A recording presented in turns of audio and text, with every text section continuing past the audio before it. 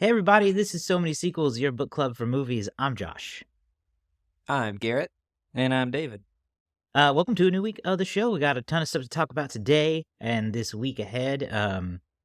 Depending on the order you're watching this in, later this week we're dropping our Alien. No, why did I say that? Because I'm excited to talk Because about we got Alien. so many. I know. Yes, we got a lot of aliens. So subscribe to our YouTube channel to make sure you get that, or our podcast in your favorite podcasting app, whichever one you prefer, or both. I subscribe to both. Mm-hmm. Ooh. So yeah. You damn well better. I know, right? All right, let's get into a little catch up here of what we've been checking out this week. David, have you not watched anything at all? I have not watched anything. I think Well, we got to write you up for that. Perks of being a wallfather. I played a lot of NCAA Football 25. Okay, so you had time. Watched The Lion Guard on Disney Plus quite a lot. I did watch most of a movie that we think we've talked about before, not for the show, but I've mentioned it before. The movie Stardust. You guys heard of this? Yeah, Charlie Cox, Robert that De Niro, movie Claire when it came out. Danes. Yeah, it's a fun movie. So my wife was watching that, so I caught some of that. I don't really count that in my viewing because I've watched that before. I usually try to only reference movies that are either new or I haven't watched in like a long time that I feel like are worth bringing up. But so yeah, otherwise I've not been doing much this week. Wow. Okay. Well, let's just skip you then. No fun. Just skip me. No fun, David, this week. Skip me with that. I watched a few movies. Couple I want to talk about. The first one is a new one called Strange Darling. That it just came out recently, and it is you can't. I don't want to say too much because it's a movie where like you kind of need to go in knowing not much about it. But basically, it is a serial killer story, kind of a cat and mouse type, typical serial killer tracking a victim or a target. And it's kind of told in a non-linear fashion, which makes the storytelling interesting and makes the audience perspective interesting because it can warp things, it can change things, but it doesn't like, a lot of people might hear non-linear storytelling and think, oh man, I remember Tenet. That didn't make any sense. It's not like that. It's still like, it still makes sense along the way. You're not going to be like, what is happening? But there's just some key elements that creative little twist they put in there changes things up, and it's really fun. I wouldn't qualify it as like, I wouldn't call it a horror movie, really. The serial killer aspect has some like gruesomeness to it, but it's not really like horror. Not serial killer like Jason or, Michael Myers, those types. It's more like a thriller, but I had a lot of fun with it, so I would recommend you check it out if that sounds like your cup of tea. Cool. Do you guys have any favorite non-linear movies? Any that jump to mind? Oh my goodness. Tough Not question. on the spot like that. I feel like you can't not mention like Memento. That's probably one of the more ones that stand out to people when they think of non-linear storytelling. That's what made them so much fun. There's an element of that. Linear there. Yeah. 500 Days of Summer. That's a non-linear rom-com of sorts. Obviously, Rashomon, Kira Kurosawa's film. Yeah. The Now you're Deadpool just movies showing are off. Yeah, you're non-linear just saying films. things that I am, we I can't even fact check. Citizen Kane's technically non-linear. I bet it In a is. sense. Anyway. I don't know. I don't really have an answer to that question. Non-linear November coming soon. Non-linear November. Ooh. That would be trippy, maybe. Not bad. Write it We down. watch the movies Write it in down. reverse order. Yeah, I like it. And then the other movie I watched this week was the original Alien from 1979. I haven't seen Alien Romulus yet, but it's out now as of this weekend. So I was like, you know what? I do want to see it. So let me go ahead and watch this. Just for a little refresher. It's been a long time since I saw it. I don't remember much about it. Let's go. It's on Disney Plus as God intended. You open it and it's like, here's alien killing all over That was a Mickey shock. Mouse, wasn't it? But remember when Lizzie McGuire was too adult for them? Anyway, I digress. They are a walking conundrum. Man, that was a fun movie. Alien. Yeah. It was Yeah. 1979. So this is like the era of Star Wars is out in terms of sci-fi space adventure stuff. So we're getting into a cool little sci-fi period. All in outer space. Sigourney Weaver's awesome. The aliens are cool. The little alien I don't know what you call them. Face huggers? Yeah, the face huggers, but I mean, like, they're not CG, they're little practical guys. Practical effects. I like it. It's very fun. Garrett, I think you had a bit of an alien journey, it seems like, this weekend, so Yeah, you man. jump in on this too. What have you been doing? You started off like I did, where it was like, you've at least said you saw Alien. I had never seen any of the movies before. And so I was like, this one looks interesting. I'll give it the first one to watch. Right there on Disney Plus, growling at me. And I was enthralled. I was on the edge of my seat. I was super into it. And I was like, this is the coolest thing that 1979 has ever done. Probably not true. I wasn't around, but probably not true. But I watched it and I was like, okay. Then I went into Alien Romulus. Again, I have not seen any of these movies. Alien Romulus was also super cool. I'm sure there were a lot of Easter eggs and things in there that if you were a big fan of the franchise that you would really enjoy and appreciate more than I did. But I enjoyed it so much. And then something happened. Something happened that I didn't expect. It got weird. And it got like barbarian level weird for me. Ooh, just because it was so out of left field and not knowing anything about the franchise itself and where it goes, I was very confused. And I was like, okay, it's still pretty cool, but like, what is happening? And I think it is, if I remember right, this is supposed to help kind of connect some dots between some of the movies in the franchise. So at the very least, now all I want to do is go down a rabbit hole and watch all of these movies, similar to how David did earlier with Kingdom of the Planet of the Apes. Yes. Yeah. It was so crazy. I'm so intrigued as to what happens. I think that Alien Romulus, I saw a timeline thing, is supposed to take place after Alien and before Alien. Perfect. Then I'm set up for more. I think Alien Romulus is a direct sequel to the first, but don't start quote me necessarily. jumping in now. Right. See, yeah, the first Alien, I saw, you mentioned, Josh, 1979 Star Wars. I saw an interview with Ridley Scott this week where he talked about how he saw Star Wars and then he went into a 3-month depression because he didn't think he would ever get to make a movie that cool. And at that point, he then signed on to do Alien. So he was like, this is my Star Wars. I'm going to watch it again. It's a classic. Empire rated it the 33rd best movie of all time. And it was added to the National Film Registry in 2008. It's like destined for us to do it. It's one of the many franchises that we never covered when we were purely so many sequels. So maybe worth revisiting soon. I do hope that, like me, you watch all iterations of Alien, including the Alien versus Predator movies, and that by the end you slowly turn into like a little xenomorph man by the time we're done, much like I Was Apes Together. Like Animorphs? Yes. I think that's what they're technically called, is the xenomorphs. Is that what it is? Which is just another word for alien. Okay, it's yes. like a special word or anything. I think the Xeno. Confirmed, Alien Romulus takes place between the events of Alien 1979 and Alien 1986. Excellent. Then I'm perfect. I'm ready to go. It is Set me up on this journey. I'm about to launch into space. Yeah. It's the 7th installment in the Alien franchise. You got 6 or 5 other movies to see, if you don't count Alien, which you said. And Alien versus Predator. Yeah, well, those are crossover films. If you want to go into those, they're listed as crossover which films, you should. Which includes Alien vs. Predator, and Aliens vs. Predator Requiem. Yes. There's always a Requiem in there somewhere for any given franchise, I feel Requiem for an alien. Right. I don't know. I don't get it. Anyway, I'm excited. I need to go see it now. Did you watch Alien first? Yes. Okay. So then did it feel like it led into it, or how did that kind of go? I think it did. I need to rewatch Alien. Yeah. Because I was so surprised by how much I liked it. It's kind of one of those where it's like I need to watch it again to intake the information and pay attention to it. Because I was like, oh my God, I'm just here for the ride, man. I'm totally like 100% enjoyment, not like downloading what's happening. Right. So right. I was planning on rewatching it anyway because I enjoyed it so much. Yeah. So definitely going to rewatch it, and then I should have a better analysis. But I recommend it. Go watch it. It was, again, it may sound like I don't understand, but if you're a fan of the franchise, Romulus might make sense.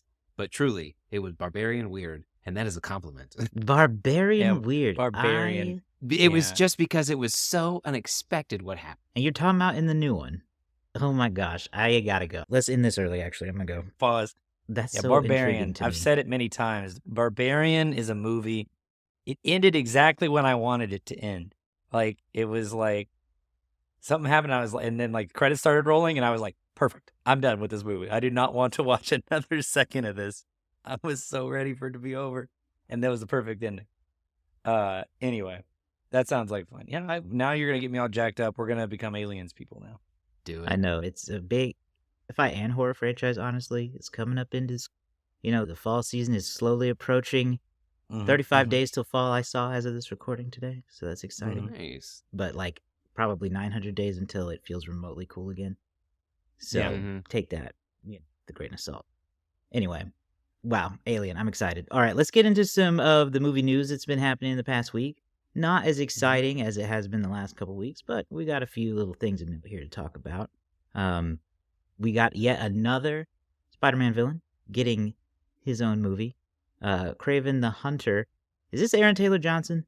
This is Aaron Taylor Johnson. Aaron Taylor yes. Johnson. So close to Yeah. greatness, always choosing things like this, I feel. You know what I mean? Yeah. Did you guys watch this trailer that they released? I have not seen in the trailer, I don't think. I did see it. It was in front of Alien Romulus. Oh, okay. And there you go. I gotta say, I was actually a little surprised. It looked good. Oh. Better than a lot of these have been for Sony lately. This is Sony, Okay. right? This was Yeah. not a Marvel Yeah. movie. No, it's Yeah, its yeah. own So Spider-Verse. I don't know. It was enough for me to be like, all right, that looks like it could be good. I ain't out here saying I'm endorsing it or anything. I'm saying it's worth a second trailer. Yeah, Josh, probably the thing that might appeal to you the most initially about the trailer is that it is set to Johnny Cash's "The Man Comes Around." Well, which that's is fun. I do like a well-placed interesting Johnny use case. Cash reference. And Kraven is a character that a lot of people have been wanting to see in a Spider-Man movie for a while, at least Spider-Man fans. So, I don't know, because they're kind of like trying to push him into like the same way they did Venom and Morbius into like anti-hero. Yeah. He definitely felt world. anti-hero. Honestly, I Yeah. thought he was kind of a hero or like an Avenger type hero. Yeah. I mean, that's the thing, right? I feel like they kind of are forced into doing that since they can't, like, really use Spider-Man the way they want. Yeah. They have to make their own new heroes in the Spider-Man universe, but also remember they're bad guys at the same. That must be hard. Yeah. It is, because they're like sort of hedging their bets for an eventual moment where they can maybe bring all these characters back and then have them fight Spider-Man. But it's Kraven's a character that you could kind of do it with because I don't know, there's a moral gray there that you can work within, as morally gray as a big game hunter can be, I suppose. You know, these characters that were created in the 60s had a very different vibe about them. So Yeah. I don't know. The trailer looked like it did have a lot of fun. It did kind of remind me of sort of, we just said goodbye to the Fox 20th Century Right. movies era. It did remind me of that time period of like 2003's Daredevil and trying to think of something else that came out during that time frame, The Punisher and stuff. It reminded me of that era. The next Deadpool movie to be him somehow saving Spider-Man from this weird contractually obligated universe. It's not as easy as just ending the timeline. He's got to like sign a new contract or something. Maybe. I'm interested. I'll watch the trailer and let y'all know. Because I don't anticipate you liking it though. Well, I skipped Madam Web as most people did. It seems like. Yes. Have either of you still not watched that? Yeah, me neither. I didn't watch Madam Web. I have watched Morbius. Oh, no. See, I'd rather watch Madam Web. I thought it looked better than both of those. That's promising. And that's possible. That's promising. I think Venom 2 was the last of these I've seen, and it was enjoyable for what Venom is. Mm-hmm. But I still don't know how they're going to make other ones work. And at least it did look kind of like more something I'd be more interested in than Venom: The Last Dance, which we got a trailer for a little earlier this year. Yeah. So. Yeah, I thought Kraven looked better than that too, to be honest. Yeah. Ooh, interesting. Yeah, there we go. Well, next up on our list, one of the big movies of the summer, Twisters, is now available to rent digitally on demand. I think this is one of those, like, I don't know, do they still label them like theater at home or whatever? Because it's the full price rentals, not the rental price rentals. Yeah, it's like still expensive. 24 to buy, 19 to rent. But it is now available to watch at home, and I have seen a fresh slew of reviews, people posting about it online, so that's been kind of nice. I assume that's why. So yeah, you can still see it in theaters, or now you can see it at home. I will Mm-hmm. probably wait for a 4K Blu-ray release myself. Right. Well, I decided to put this in the show notes just because, Josh, you and I had both commented on Mm, a thread about it this week. And I thought maybe it would just be interesting to talk about, like, it's only been in theaters for about 5 weeks. right. So coming to, and it's not like free to watch or anything yet, or just readily available for streaming, but it is kind of interesting how quickly some of these films are reaching their, and this has been a thing now since the pandemic, but what do you guys think? Do you think it's too early, or do you think you might as well because maybe it's peaked, maybe it's hit its peak? I think you got to play this game carefully, like really on a case-by-case basis, because I do think there are movies where it will matter, Mm-hmm. and there are movies where it won't. And this is one where I kind of think it won't. That's what I commented on that thread conversation, was that I don't think this will ultimately take away from its box office success for the next few weeks. At 5 weeks in, it's still doing pretty well. Honestly, it's Mhm. still in the top 5, I think, and its holds have been doing really well. But probably, the vast majority of people who are going to see it in the theaters have. So I would be surprised if the drop is any different, you know, off the predicted trends for the next coming I'm weeks. intrigued to see if it has any kind of bounce effect. I Mm. actually think this is a movie where people would be excited to watch at home Yeah. and then go, man, I bet that would be fun to see in theaters on a big screen with all the sound. And so I'm curious if people might double dip and rent it that way Mm. and then be like, oh, Yeah. it probably wouldn't make any like significant bump one way or another. So yeah, I think this one is at that buoyancy point where it's like a good point. You can release it for like a full price rental, full price buy. Mhm. Uh, I don't think you're gonna lose anything. And something I talked about in that thread was the split for video on demand is much more favorable for the studios. So the studio is going to make more money. I don't know how much of that split ends up going to the creators, the actors, the people who make the movie. But you can understand the appeal of getting that VOD as early as possible, because if you are splitting with the theater closer to 50-50 or 60-40, but on demand you're splitting at like 80-20 or whatever, it's hard not to pass up, especially because, at $19 pop, it only takes a couple 100,000 rentals and you're doing really well, or 50,000 to 100,000 rentals. You're doing pretty well with that. Yeah. So. I think it'll be fine. I think people still want to see it in theaters. I think Garrett's probably right, too, that there'll be some bounce back effect. I've talked to some people who have said they still want us to go see it in the 4DX setting. Yeah. And that's hard to do because there's only like so many of those theaters and there's a lot of movies going in and out of them. So, but yeah, I don't think this one will make a difference personally. But we will see. Next up on the list, one of our most anticipated movies in production right now is finally finished filming, and that is Knives Out 3, Wake Up Dead Mhm. Man. Ryan Johnson confirmed that it has completed the filming process, so post-production time now. We still don't know anything about this movie other than it's, at least most of its cast. There could be some surprise ones. I kind of hope that there's some that they didn't announce, but I'm getting here we go. It might be set in London or set in the UK. That's where they did all their filming, but that doesn't necessarily mean anything. Just possible. I'm also getting the impression that maybe Mila Kunis is going to be sort of the central character in the way that like Janelle Monáe and Ana de Armas were. Just because she seems to be the only one that sort of fits the trend of those particular two characters. So I don't know. We'll find out. I am excited for that one to come out, but yeah, wrapped shooting this week. That's cool. Yeah, I got nothing else to add, really. And then the last little bit here, I saw this today. The Hollywood Reporter has reported that Margot Robbie's next movie, coming off of the major success of 2023 Barbie, A Big, Bold, Beautiful Journey, co-starring Colin Farrell, will hit theaters next year, May 2025. I thought that was an interesting little thing. I like Colin Farrell a lot, and I like Margot Robbie. So that ought to be fun. Yeah. The Barbies of Inner Sharon. Letterboxd says it's an imaginative tale of two strangers and the extraordinary emotional journey that connects them, which It's doesn't like say a Barbie. lot, but it's something. That's why I said Sounds the a little Barbies like of Inner Barbie. Sharon. Yeah. Let's get it. Yeah. All right. Well, let us then get into our box office update for this week. How are things cooking? Hey, I'll tell you what, great weekend at the box office. It's been a long year of a little bit of gloom and doom. We've had a big summer change since kind of mid-June, since Inside Out 2 really kind of changed things around. This weekend, let's talk about it. Alien Romulus, the estimate is $41.5 million. That's a big open for August. Normally, movies don't open in the 40 million range in August, especially mid-August as kids start going back to school. It's back to school time. Number 2 movie is Deadpool and Wolverine, brought in $29 million, bringing its domestic total up to $545 million. It Ends With Us, also very strong, only a 52% drop this week to $24 million. So Ryan and the Ryan Reynolds-Blake Lively duo hold that number 2 and 3 spot. It Ends With Us is doing very well, up to $97 million for its domestic run so far. That'll probably break $100 million by end of Monday.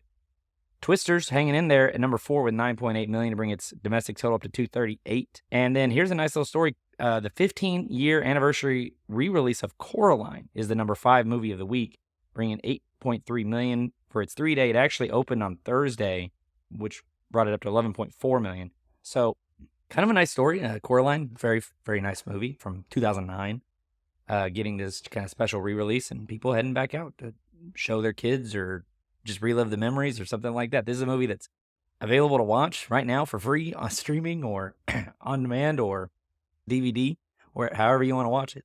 Too hot outside, but people are also tired of being at home, so they can go watch a familiar movie in a cool place. Couple of fun details here.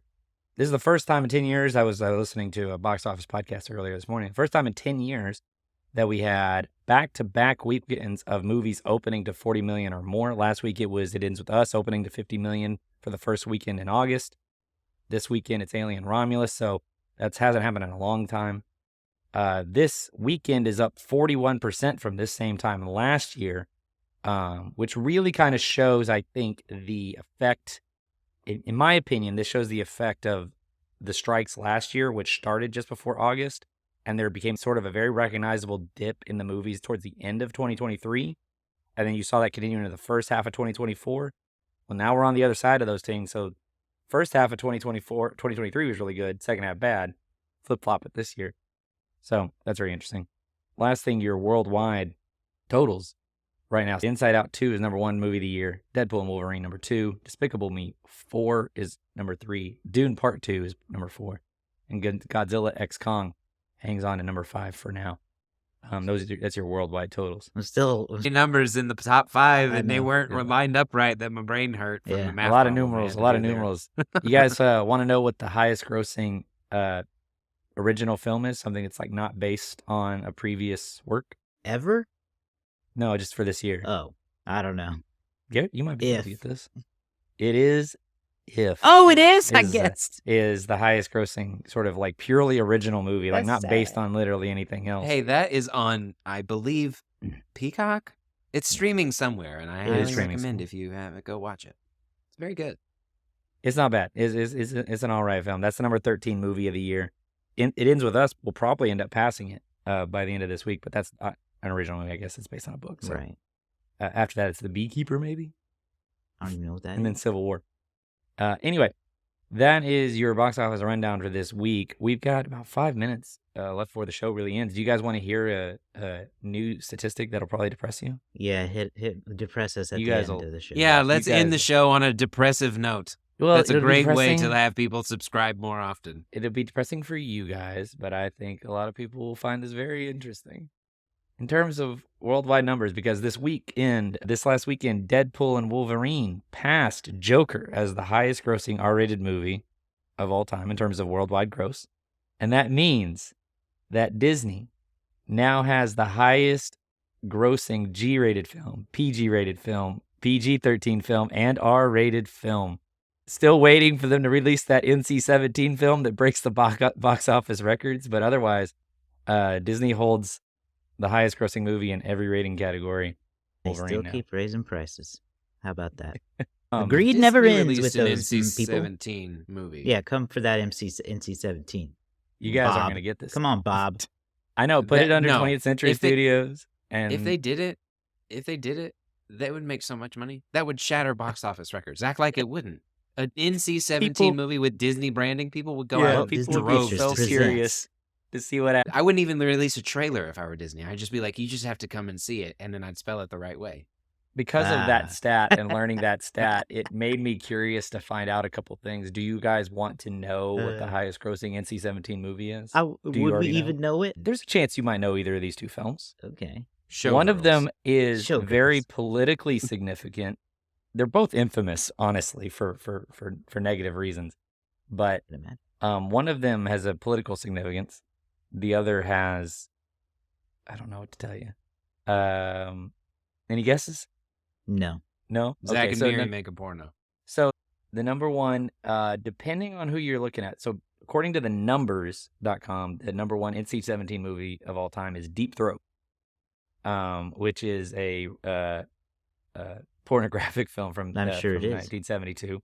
And but according to Box Office Mojo, it's The Last Tango in Paris, which also came out in 1972. Both those movies infamous for very negative reasons. Less said about those, the better. From what I can tell, the most recent successful, quote unquote, NC-17 film was actually came out in 2023. It was Infinity Pool. Did you guys, either of you, see Infinity Pool? I did watch Infinity Pool. Mhm. I don't think I knew that was NC-17. Apparently, it seems to be the 10th highest grossing NC-17 movie of all time. So that's that's your trip down that. Was it super depressing? I don't know, but it was at least something we never talked about before. All right. Well, that does wrap up this episode for today. Thanks for tuning in. If you enjoyed, please subscribe right here on our YouTube channel or in your favorite podcasting app. We're currently shooting for a goal of 316 YouTube subscribers. So every time one of you hits that button, we get closer and closer to that goal. So go help us out and do that. If you want to get even more involved with the show, you can join our Patreon and get access to our exclusive Discord community and chat with us and the other cool members of the Pod Squad there. You can also leave us a 5-star review on Apple Podcasts. That helps more people find the show. And then don't forget to follow us on social media at So Many Sequels Pod on Instagram, TikTok, Threads, and Facebook. That's it for today. We'll see you all next time.